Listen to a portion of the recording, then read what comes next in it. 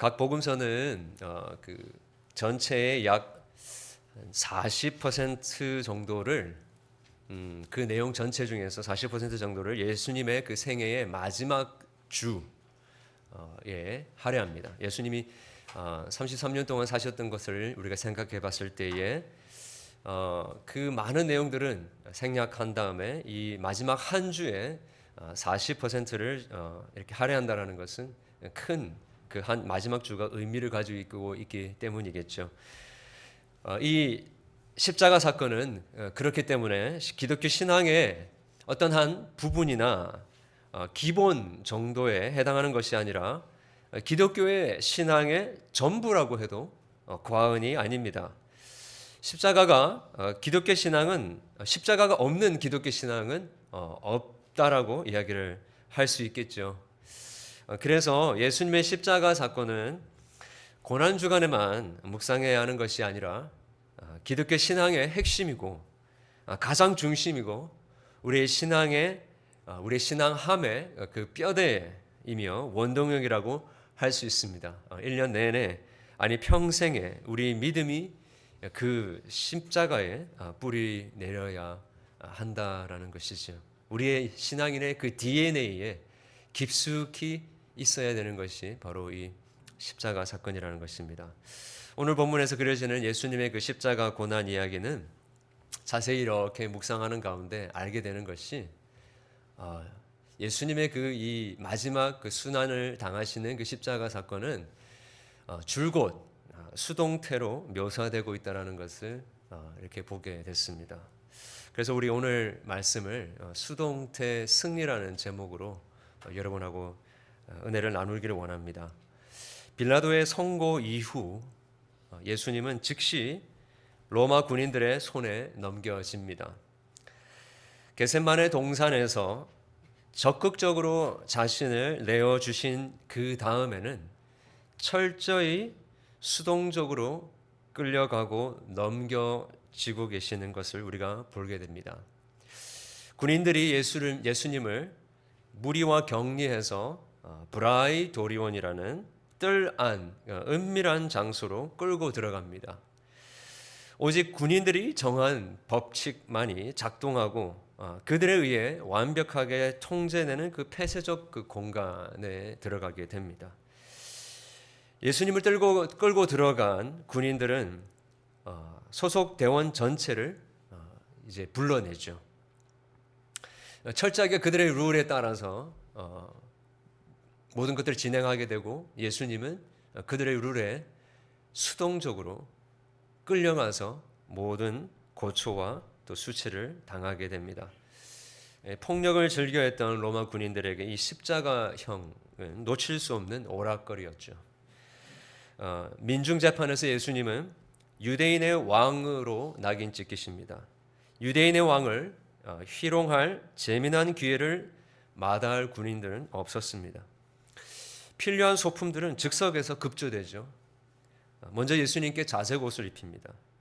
황제가 두르는 금실로 수놓아진 홍포를 흉내낸 것인데 붉은 염료로 물들인 값싼 천을 사용했을 것입니다. 그리고 왕관을 상징하는 그 왕관 대신에 가시관을 엮어 머리에 씌웁니다. 그리고 황제에게 충성과 복종을 맹세하듯 유대인의 왕이여 평안할지어다라고 조롱하며 외칩니다. 그리고 박수와 찬송을 대표하는 대신 갈대로 가시관이 쓰여진 머리를 때립니다. 그 가시로 쓰여진 머리를 때리고 침을 뱉으며 조롱의 수위를 극대화합니다. 마침내 무릎을 꿇고 절하며 마지막을 장식하죠. 그 수치와 모욕을 그냥 예수님께서는 피하지 아니하시고 그냥 당하십니다. 이렇게 군인들이 영광과 승리를 기념하는 왕의 소위 그 대관식을 흉내내며 수치와 비극을 극대화했지만 예수님은 거기에 아무런 반격이나 반항을 하지 않으십니다. 왜 그랬을까요? 왜 그렇게 예수님께서는 죽은 자도 살려 주시고 병자들도 일으켜 세워 주시고 귀신들도 내어 쫓으셨고 그렇게 이 자신의 모든 구원의 사역들을 적극적으로 행하셨던 분께서 왜 이렇게 반항하지 않고 반격하지 않고 이 로마 군인들의 모욕과 수치와 그 고난을 아무런 저항 없이 견디셨을까? 많은 이유가 있겠지만 우선적으로 그 초라하고 비극적인 이 대관식, 조롱하는 대관식은 사람들은 몰랐지만 예수님의 눈에는 곧 하늘에서 이루어질 영광스럽고 위대한 대관식의 예행 연습에 지나지 않았기 때문이었을 것 같습니다. 예수님은 지난밤에 붙잡히셔서 날이 새도록 신문과 조롱을 당하시고 오전 내내 수치와 폭력을 당하셨습니다. 당시 기록에 의하면 십자가형을 받은 죄수들은 고문을 당할 때 채찍을 맞았는데 그 채찍은 흔히 가죽으로 만들어졌는데 그 끝에는 1에서 2인치 되는 동물뼈나 새로 만든 갈고리를 달아서 한 번 내려치면 가죽이 온 몸을 휘감은 다음에 군인이 잡아 당기면 그 갈고리에 의해서 살점이 두두둑 하면서 나오고 온 마당에 피가 낭자하게 되었다고 합니다. 그런 고문을 당하시고 이미 육체의 한계에 도달했었을 것입니다. 그 대관식이 끝난 다음에 홍포를 벗기고 다시 예수님의 피 묻은 본래 옷을 갈아입힙니다. 갈아입히면 입히는 대로 예수님은 다 받으십니다. 그런데 이게 마지막이 아니라 하나가 더 남았습니다. 자신이 달릴 그 형틀을 메고 형장인 골고다까지 걸어가는 것이죠.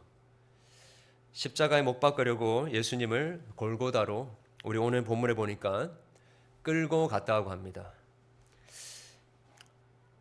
수십 번 봤던 본문인데 이번에는 왜 이렇게 이 끌고 갔다라는 말이 제 마음을 이렇게 막 핥고 가고 있는지 모르겠습니다. 그들은 예수님을 골고다로 끌고 갔습니다.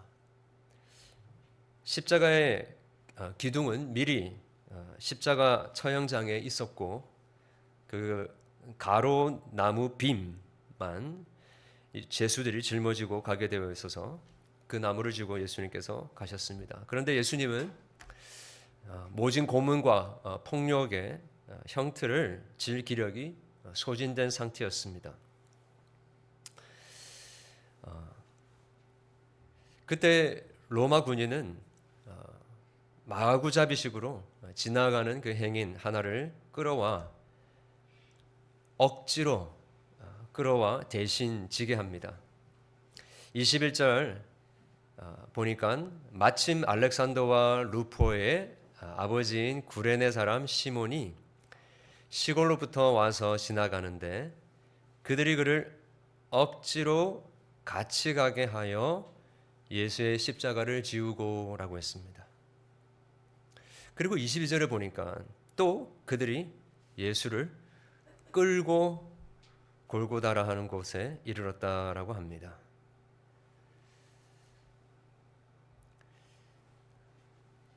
이 십자가 처형식은 이 골고다에서 이루어졌죠. 골고다의 정확한 위치는 알 수 없지만 예루살렘 성에서 그리 멀지 않았던 것으로 추정됩니다. 도착하자마자 군인들이 예수님께 몰약탄 포도주를 주죠. 몰약은 그 감람나무에서 채취한 향료로서 질 좋은 몰약향을 섞은 이 포도주로서 고급주로 여겨졌습니다. 그런데 이 죄수에게 이 고급 포도주를 마시게 했다라는 것이 군인들의 이 자비는 아니었습니다. 조롱이 계속되고 있음을 실은 보여주는 것에 지나지 않았습니다. 예수님은 그 몰약을 받지 않으셨습니다. 모략을 탄 포도주를 받지 않았습니다. 왜 그랬을까요? 지금은 예수님께서 하나님 아버지께서 그에게 주신 잔을 받는 중이었기 때문입니다. 또한 하나님께서 죄인에게 부으시는 진노를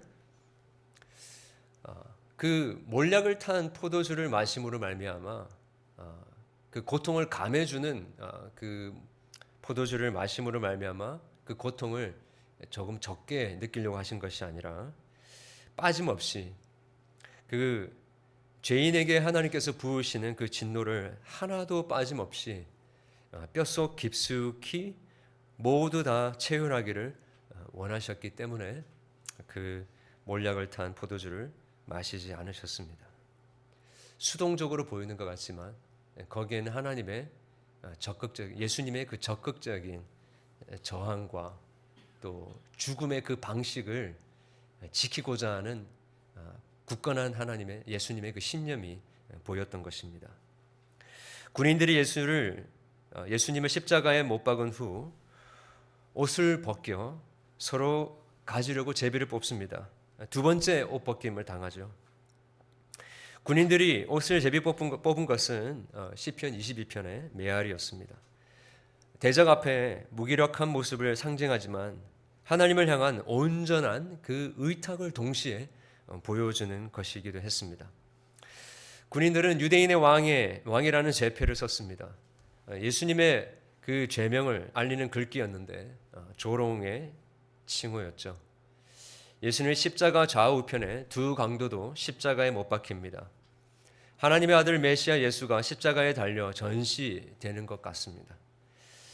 세 무리의 조롱과 비난이 등장하는데요. 가장 먼저 지나가는 자들의 냉소가 들리는데 사람들이 하는 말이 머리를 흔들면서 이야기합니다. 예수를 향해 성전을 헐고 사흘에 짓는다는 자여라고 부릅니다. 이것은 앞서 대제사장 공관에서 거짓 증인들의 거짓 진술이었습니다. 아마 대제사장들의 이 충동질에 무리가 크게 요동한 것은 바로 이 내용 때문이었을 것입니다. 신앙 중심에 그 이스라엘 유대인들의 중심에 성전이 있었기 때문에 이 성전 붕괴는 성전을 내가 헐겠다라고 하는 그 예수님의 말은 엄청나게 그들의 분노를 자극했을 것입니다. 사람들은 성전을 헐고 사흘에 짓겠다는 예수를 허풍쟁이로 조롱하며 너 자신이나 구원해 보라고 십자가에서 내려오라고 조소합니다. 그들에게 예수님은 그저 객기 부리다가 죽은 어리석은 청년에 지나지 않았을지는 모르지만 예수님께서는 적극적으로 자신이 예언한 대로 하나님의 잔을 온전히 받아 마시는 중에 있었습니다. 십자가에서 내려오실 수 있었지만 그렇게 하지 않으셨던 것입니다. 사람들의 눈에는 아무런 힘없이 그렇게 십자가에 죽어가고 있는 것 같았지만 예수님께서는 능동적으로, 아니 최고의 능동으로 지금 십자가에서 내려오고 있지 않으셨던 것입니다. 내려오실 수가 없으셨습니다. 왜냐하면 그것 외에는 하나님께서 온 인류의 그 죄를 해결할 방법이 없으셨기 때문입니다. 곧이어 종교 지도자들은 동일한 내용으로 예수를 희롱합니다. 무능력한 그를 향해서 남은 구원하였으되 자기는 구원할 수 없도다 외칩니다. 사실 여기까지 이른 것은 종교 지도자들이 예수님을 메시아로 믿지 않았기 때문입니다. 그들이 기대했던 모습의 메시아가 아니었기 때문이었습니다. 이 마지막 장면에서 자신들의 그 기대에 부응해줄 표적을 행해준다면, 십자가에서 내려와서 자기를 구원해주는 그 모습을 보여준다고 한다면, 지금 늦은 감이 있지만 이스라엘의 왕 그리스도로 믿겠다라고 하는 말이었던 것이죠. 하지만 예수님은 그 십자가에서 내려오지 아니하시고 기꺼이 감당하심으로 진정한 메시아 그리스도 되심을 증명하십니다.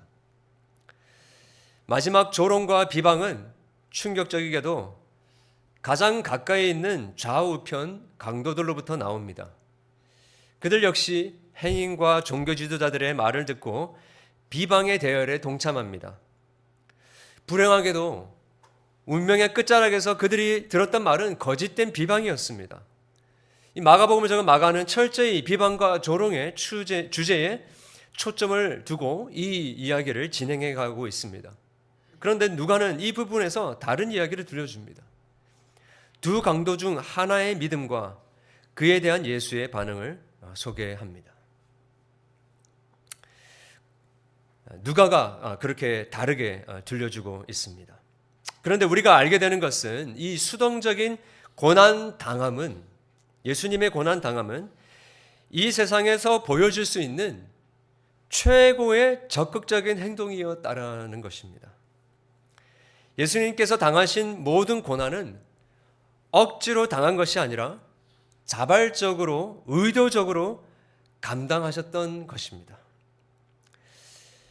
요한복음 10장에서 예수님께서 말씀하신 것을 여러분 아마 기억하실 것입니다. 10장 17절 말씀 보면 내가 내 목숨을 버리는 것은 그것을 내가 다시 얻기 위함이니 이로 말미암아 아버지께서 나를 사랑하시느니라. 이를 내게서 빼앗는 자가 있는 것이 아니라 내가 스스로 버리노라. 나는 버릴 권세도 있고 다시 얻을 권세도 있으니 이 계명은 내 아버지께서 받았노라. 그렇게 예수님께서 적극적으로 자신의 목숨을 십자가에서 내어주시는 그 가운데 우리가 앞에서 보았던 것처럼 구레네 시몬이라는 사람이 억지로 강제로 끌려서 예수님의 십자가를 지게 되는 일이 일어나게 됩니다.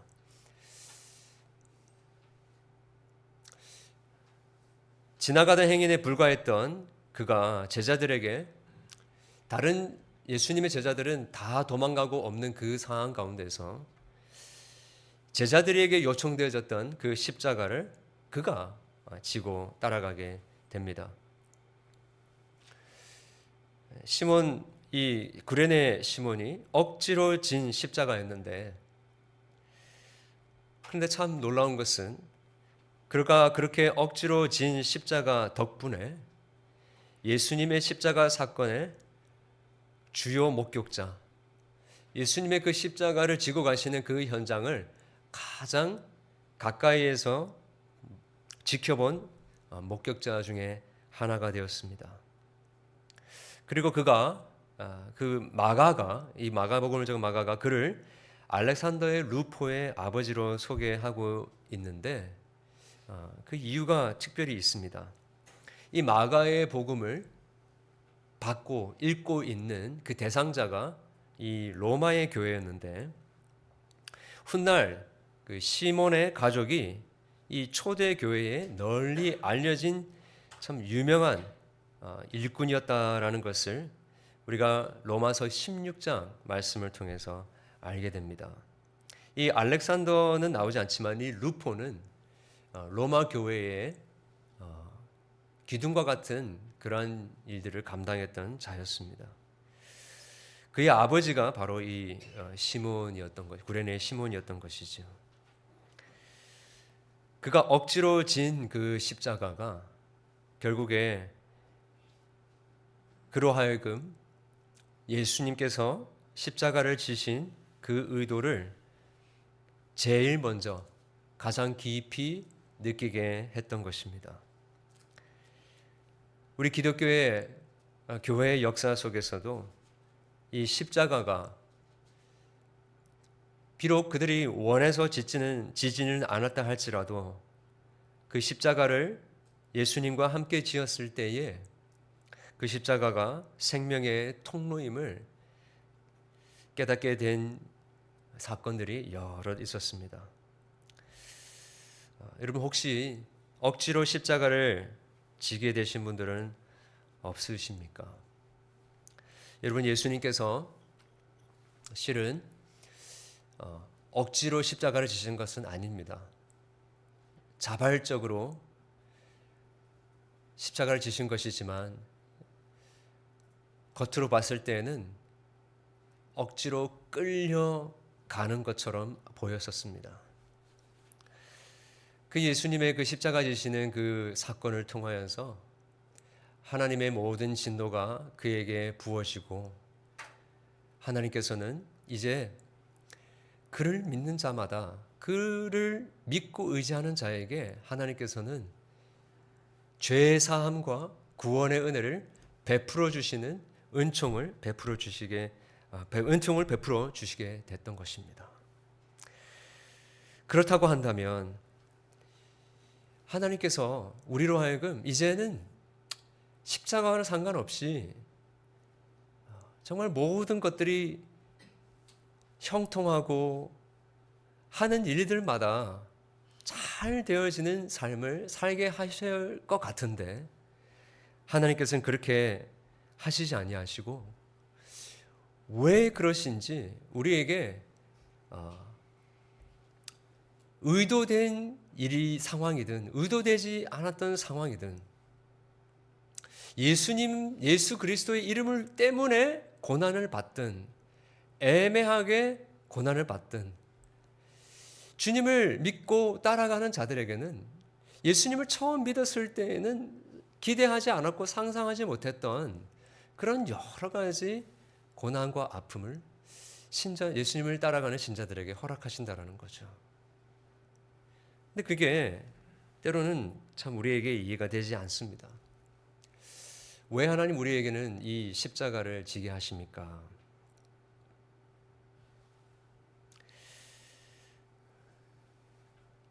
그럴 때마다 우리는 참 피해 보려고 합니다. 그런데 피해 보려고 하면 할수록 하나님께서 우리를 향하신 그 음성은 더 선명해지는 것 같습니다. 그것을 피하지 말고 뭔가 피하려고 다른 방법을 쓰려고 하지 말고 방법을 고안해내려고 하지 말고 그 십자가를 그냥 지고 가라라고 하시는 그 주님의 음성이 더 명확하게 우리 가운데 들리는 것을 보게 됩니다. 실은 그 십자가를 이길 수 있는, 극복할 수 있는 가장 빠른 지름길은 그냥 그 하나님께서 의도하신 그 십자가를 지고 가는 것입니다. 수동적으로 보이는 것 같지만 그것이 가장 적극적인 길이라는 것을 예수님의 그 십자가 사건을 통해서 우리가 알게 되는 것이죠. 우리가 요셉을 잘 알고 있습니다. 흔히들 참 꿈을 꾸고 잘난 척하다가 팔려서 그 옥에 갇히기죠. 나중에 또 총리가 됩니다. 그리고 온 세상을 구원한 이야기를 우리가 잘 알고 있습니다. 그래서 우리는 요셉을 보면서 요셉과 같이 비전을 품고 고난 속에서 믿음을 지키자, 이렇게 우리가 많이 결론을 내립니다. 그런데 우리 그 요셉의 이야기를 짧게 설명하고 있는 이 시편 105편에 보면 모든 그 요셉을 가리키는 이야기가 수동태로 나와 있는 것을 봅니다. 105편 17절부터 이렇게 이야기하는데, 그가 한 사람을 앞서 보내셨으며 요셉이 종으로 팔렸도다. 그의 발은 착고를 차고 그의 몸은 쇠사슬에 매였으며 곧 여호와의 말씀이 응할 때까지니라. 그의 말씀이 그를 단련하였도다. 왕이 사람을 보내어 그를 석방함이며 무백성의 통치자가 그를 자유롭게 하였도다. 그를 그 집의 주관자로 삼아 그의 모든 소유를 관리하게 하고 그의 뜻대로 모든 신하를 다스리며 그의 지혜로 장로들을 교훈하게 하였도다. 여러분, 그 요셉은 실은 그 비전을 가지고 있지 않았습니다. 그는 억울한 인생을 살았던 것입니다. 그냥 그 고난 속에서 왜 이 고난이 주어지는지를 알지 못한 채 그냥 그 고난을 받고 있었던 것입니다. 감옥에서도 왜 이 일들이 벌어져야 하는지를 알지 못한 채 이 말씀이 단련했다 했는데, 이 말씀은 하나님께서 계획하신 그 구체적인 그 하나님의 그 간섭하시는 그 말씀인데, 지금 자기의 인생에 무엇을 의미하는지를 알지 못한 채 그렇게 살아갔다라는 것입니다. 그의 몸은 묶였다라고 했는데, 이 그 몸이라는 단어의 다른 번역이 혼입니다. 혼이 쇠사슬에 묶였다, 혹은 원문에 보면 쇠사슬이 뚫었다라는 표현입니다. 그야말로 몸과 마음, 혼이 그냥 쇠사슬에 뚫려져서 혼비백산한 상태였다라는 것입니다. 이 자기의 꿈과 비전, 하나님께서 보여주셨던 것하고 지금 자신의 상황하고 도저히 연결시킬 수가 없었습니다. 근데 나중에 형들이 그 가뭄이 들어와서 찾아와서 양식을 구하고자 그의 앞에 엎드리죠. 그때 그는 생각이 났습니다. 그 꿈 생각이. 형들이 무서워서 떨 때에 이렇게 이야기하죠. 나를 이리로 보낸 것은 형님들이 아니라 하나님이십니다. 우리가 그 고난을 겪을 때에 이런 생각을 합니다. 어떤 사람은 좀 더 쉽게 살고 어떤 누구는 보다 감당할 수 없는 그런 어려움을 겪는데 이거 어떻게 된 겁니까? 라고 하는 거죠. 예수님을 믿는 사람들만 아는 그 모든 것보다 심한 경우를 보는 건데, 십자가에서 보는 것이죠.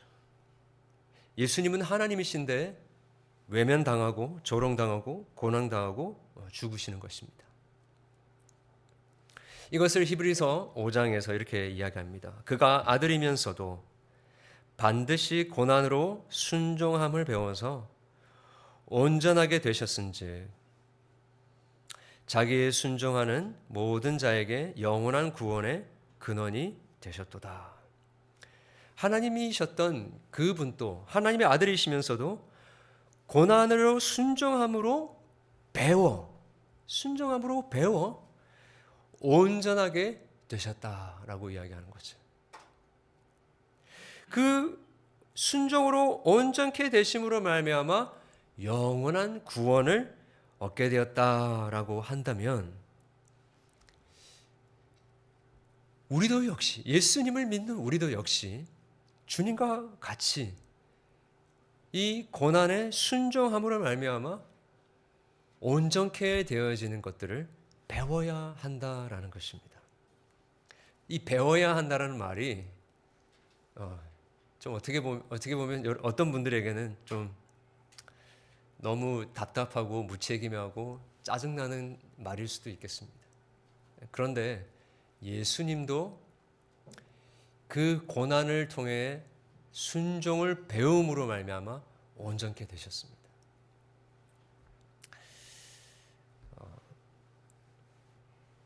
우리는 하나님은 쉽게 우리가 그 고난에서 모든 것들을 하나님께 맡기면 그냥 하나님이 다 알아서 해주시겠다라는 말이 아닙니다.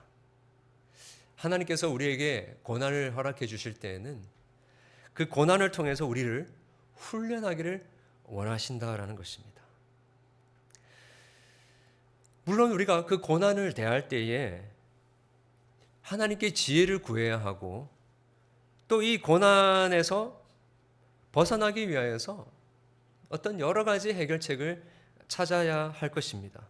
그런데 큰 맥락은 무엇이냐면 그 고난은 우리가 벗어날 수 있는 방법을 찾을 때에 벗어날 수 있는 것이 아니라 하나님께서 허락하신 그 고난의 그 모든 의도를 모두 다 훈련을 다 받을 때에 극복하게 된다라는 것입니다. 어느 노 목사님이 그런 이야기를 하시더라고요. 목회를 하다가 정말 힘들 때 그거 해결하려고 하지 말라고 그러시더라고요. 저도 그게 무슨 말인지 잘 모르겠더라고요.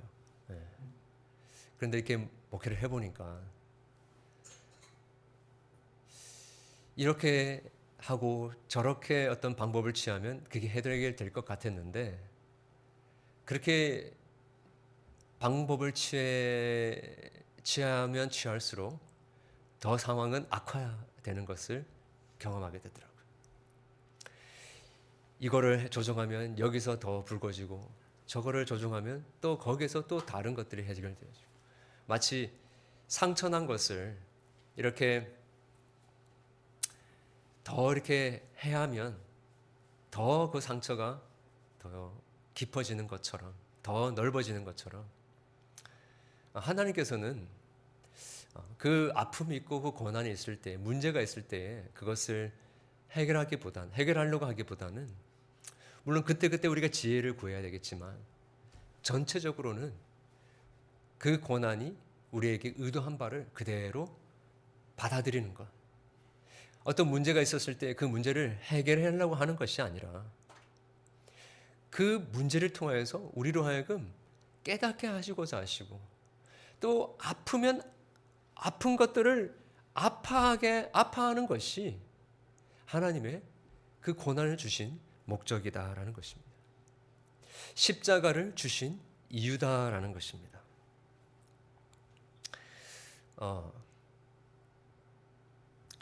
우리가 어릴 때는 참 너무너무 힘든 순간들, 아픈 순간들, 그리고 그때는 다 알지 못하는 주변에 이렇게 담이 높게 쳐져 있어가지고 피할 곳이 없어서 정말 이게 끝인가, 내 삶과 내 환경은 왜 이렇게 절망적인가라는 생각이 들 때가 있는데, 그런데 지나와 보면 그 아이가 아주 키가 작을 때는 그 담장 너머에 뭐가 있는지 몰랐지만 아이가 크고 나서 보니까 그 담장 너머에 뭐가 있는지를 보게 되면서 그 모든 아픔들을 잘 이겨내듯이 하나님께서는 우리가 그 고난 속에서 자라기를 원하시는 것입니다.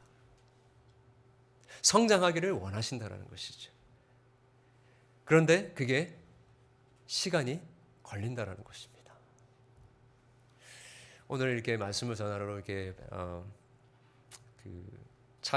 자동차를 타고 이렇게 오는데 우리 교회 차에 기독교 방송이 세팅이 돼 있더라고요. 쭉 듣고 오는데 이 하나님 앞에서 기다림에 대해서 이야기를 하는데 참 여러분 우리가 살아가는 삶을 생각해 보면 얼마나 기다리기 힘든 그런 인생을 우리가 살아갑니까? 조금만 길이 막혀도 그죠?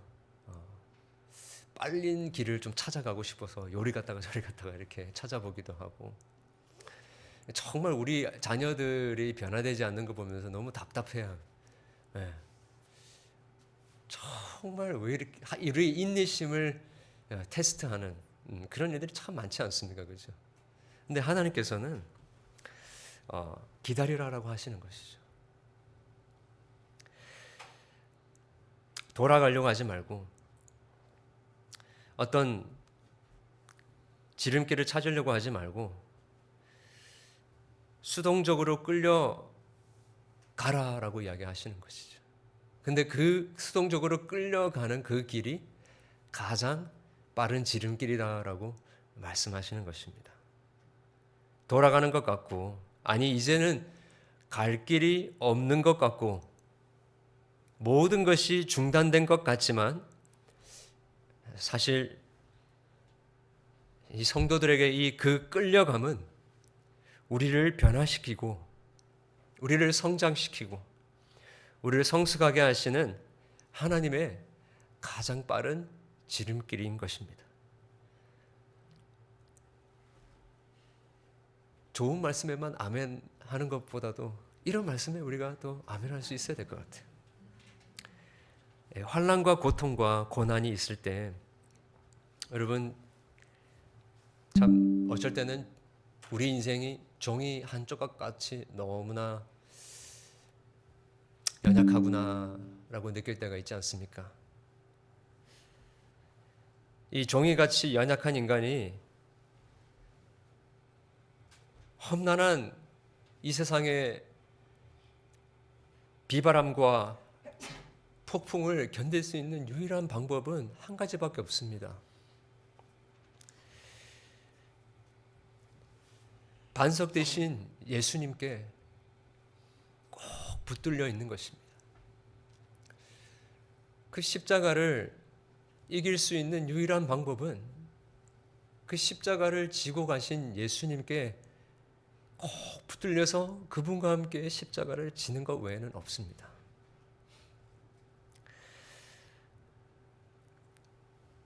바다에서 파도가 칠 때에 저는 잘 압니다. 제가 부산 해운대 살았거든요. 아버님과 함께 아침마다 해운대 바다 수영을 했습니다. 큰 파도가 오면 어떻게 살아남는지 저는 압니다. 힘을 쫙 빼고요. 그 파도에 자기를 맡기는 겁니다. 고난에서 우리가 하는 것보다 실은 하나님께서 하시는 일이 훨씬 더 많으십니다.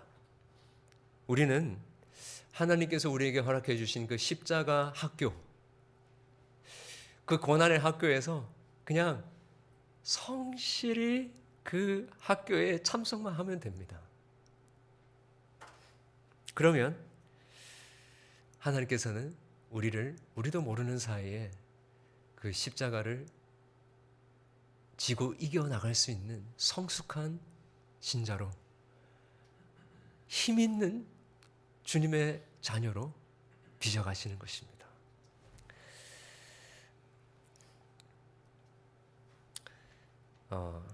최근에 우리 은혜 장로교회와 함께 이렇게 말씀의 여정을 지나가면서 여러 가지 생각을 하게 됐는데, 어느 날 제가 오래전에 알고 있었던 저희 누님이 그 거창고등학교를 졸업했는데 아마 아시는 분들 아실 거예요. 근데 거기 거창고등학교에 보면 직업 선택 10계명이라는 게 붙어 있다고 하더라고요.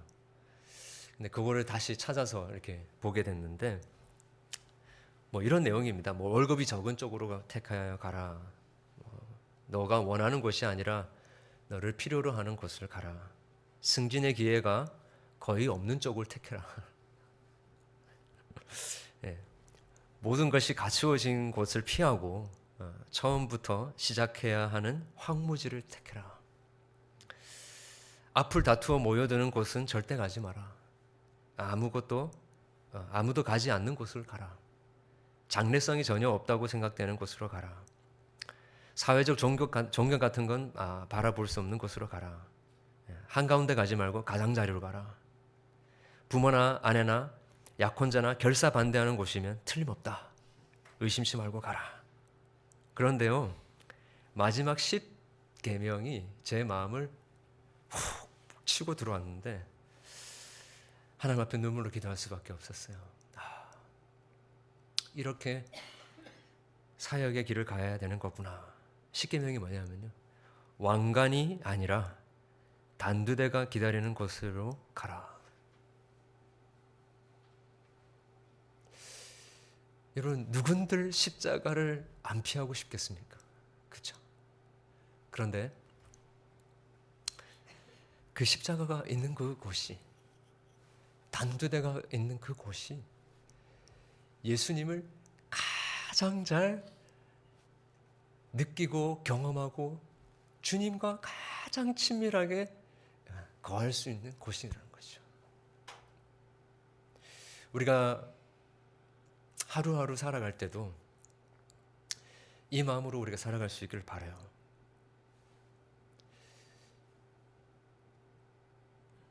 우리의 어떤 기발한 생각으로 방법을 고안해내어서 어떤 어려움을 이겨내려고 하는 기도도 빨리 하나님 이걸 극복하게 해 주세요라고 하는 기도가 아니라 주님, 지금 이 아픔과 이 힘듦과 이 고난과 이 십자가의 상황 속에서 나에게, 우리 가정에게, 우리 공동체에게 하나님께서 주시고자 하시고 깨닫게 하시고 경험하게 하시고 우리를 하여금 변화시키고 성장시키고자 하시는 그 하나님의 훈련 학교가 무엇입니까? 라고 생각하면서 그것을 나이가 먼저 경험하기 원합니다. 그것을 먼저 배우기 원합니다. 라는 마음으로 기도해야 한다는 것이죠. 참 젊었을 때, 청년 때 아주 좋아했던 찬양인데 아마 아시는 분도 있을 거예요. 이 찬양 제가 가사 알려드리고 마치겠습니다. 승리가 무엇인 줄 아는가? 도 좋고 편한 가능성의 유혹을 저련히 잘라버리고 오직 주님만 따라가는 것 바로 승리라네. 승리가 무엇인 줄 아는가? 하고 싶은 말, 그 많고 많은 말 모두 힘겹게 억누르고 오직 주께서만 말씀하게 하는 것 바로 승리라네. 결과가 어때도 주님만 빛나시고 주님 평안 내 안에 있으면 그것이 바로 승리라. 승리가 무엇인 줄 아는가? 오 치열한 자기와의 싸움을 허옇게 잠재우고 주님만 내 안에 사시게 하는 것 바로 승리라네. 오직 주님만 따라가는 것, 오직 주께서만 말씀하게 하는 것, 주님만 내 안에 사시게 하는 것, 그것이 승리라네. 우리 시간의 말씀을 기억하면서 같이 찬양하고 좀 기도하기를 원하는데요.